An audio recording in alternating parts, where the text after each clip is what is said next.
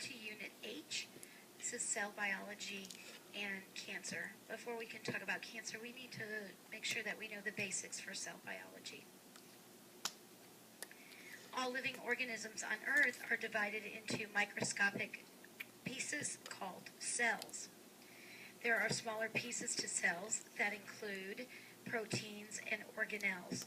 Cells are small compartments that hold all of the biological equipment necessary to keep an organism alive and successful on Earth. A main purpose of a cell is to organize.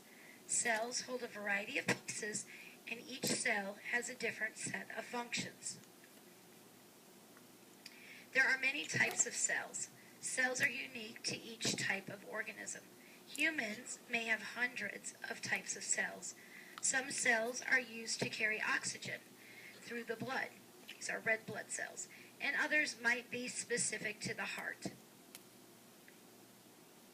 If you look at very simple organisms, you may discover cells that have no defined nucleus. Or there might be other cells that have hundreds of nuclei. They're called multinucleated.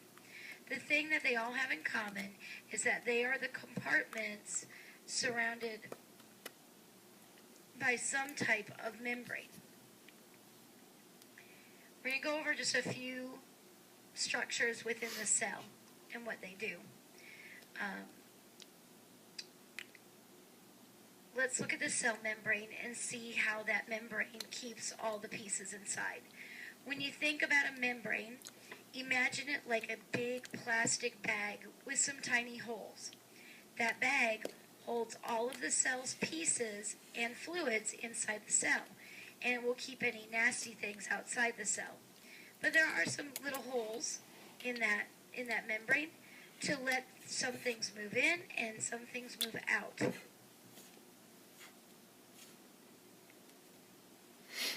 Cytoplasm is the fluid that fills a cell. The cytoplasm has many different molecules that are dissolved in solution. You'll find enzymes, fatty acids, sugars, and amino acids that are used to keep the cell working. Waste products are also dissolved before they can be taken in by vacuoles and sent out of the cell. The cell nucleus acts like the brain of the cell. It helps control eating, movement, and reproduction. If it happens in a cell, chances are the nucleus knows about it. The nucleus is not always in the center of the cell. It will be a big dark spot somewhere in the middle of all the cytoplasm. You probably won't find it near the edge of a cell because that might be a dangerous place for the nucleus to be. If you don't remember, the cytoplasm is the fluid that fills the cells. There is a nuclear envelope. The nuclear envelope is a membrane similar to the cell membrane around the whole cell.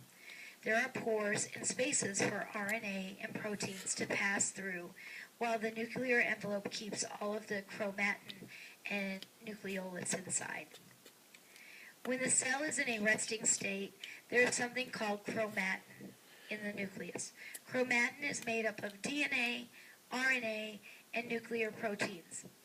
DNA and RNA are the nucleic acids inside the cell. When the cell is going to divide, the chromatin becomes very compact. It condenses. When the chromatin comes together, you can see the chromosomes. You will also find the nucleolus inside of the nucleus. When you look through a microscope, it looks like a nucleus inside the nucleus. It is made up of RNA and protein. It does not have much DNA at all. Chromosomes are the things that make organisms what they are. They carry all of the information used to help the cell grow, thrive, and reproduce. Chromosomes are made up of DNA. Segments of DNA in specific patterns are called genes. Your genes make you who you are. You will find the chromosomes and genetic material in the nucleus of the cell. Chromosomes are not always visible. They usually sit around uncoiled and as loose strands called chromatin. When it's time for the cell to reproduce, they condense and wrap up very, very tightly. The tightly wound DNA is the chromosome. Chromosomes look kind of like a long, limp, white hot dog. They are usually found in pairs. Scientists count individual strands of chromosomes. They count individuals. Not every organism has pairs. You probably have 46 chromosomes, 23 pairs. Peas only have 12 pairs. A dog has 78.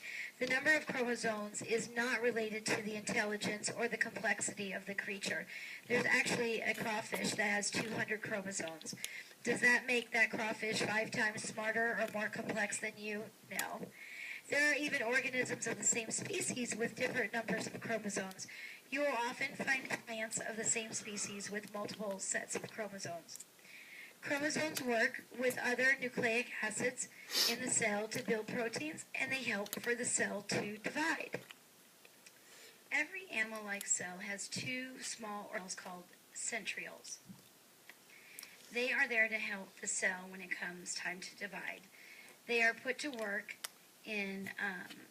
when the process of mitosis occurs.